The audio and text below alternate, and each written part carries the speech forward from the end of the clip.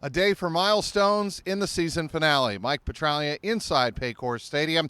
It's been a tumultuous and really disappointing season for the Bengals.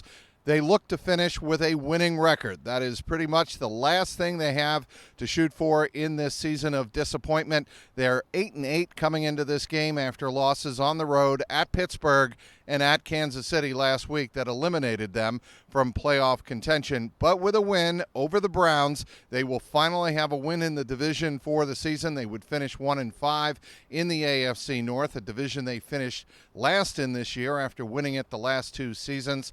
And they'll also have a winning record, a third straight winning season under head coach Zach Taylor. That is certainly something from a team perspective they can shoot for today against their interstate rival, the Cleveland Browns. The Bengals, of course, have had their trouble of late against the Cleveland Browns, losing 7 of their last 8 meetings with the team up I-71. But in this particular case, the Browns will not be at full strength. They're 11-5. They are preparing for a playoff run. They are resting most of their regulars as they are locked in at the number 5 seed in the AFC. That means the number 1 wild card spot. They will play on the road next week against the AFC South Division winner. That will either be the Jacksonville Jaguars if they beat Tennessee today, or it will be the Houston Texans who eliminated the Indianapolis Colts on Saturday night.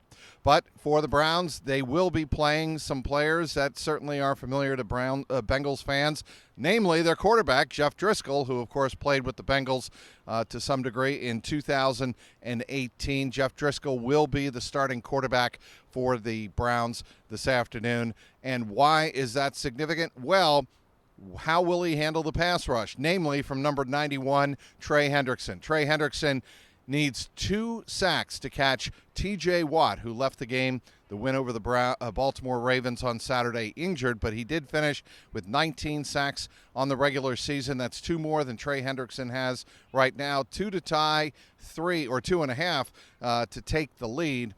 If Trey Hendrickson can pass T.J. Watt, and assuming no one below Trey Hendrickson jumps above him on this final day of the regular season, Trey Hendrickson would finish as the NFL sack leader. Why is that significant? Because no Bengal in history has ever finished a season leading the NFL in sacks. So that's what's at stake for Trey Hendrickson. He will certainly get his reps.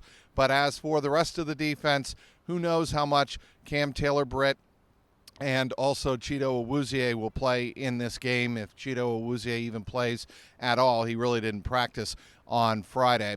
We'll wait and see on that. Sidney Jones was elevated from the practice squad on Saturday, so that could be a name to watch here on this afternoon. As for the other side of the ball, of course, there are 2 milestone makers potentially here on Sunday afternoon, one of which is the wide receiver Jamar Chase. He needs 4 catches for 100 on the season. He would become the 3rd Bengal to reach the century mark in catches in a single season. That would be obviously T.J. Houshmandzadeh, who holds the club record of 112 back in 2007, and Carl Pickens had exactly the century mark in 1996. So if Jamar Chase can get to 5 catches on the day, he will finish all alone in second place in the single season catch list. So that is something certainly number 1 Uno can shoot for on this final day of the regular season. As for the other offensive player to keep an eye on, Joe Mixon, he needs 77 yards to finish with 100 for the 4th time in his 7-year career, first time since 2021. That is also something to keep an eye on. Can Joe Mixon get his 77 yards and earn his 4th 1,000-yard rushing season? Certainly to catch James Brooks for the club record all-time rushing yardage, he would need 147 yards.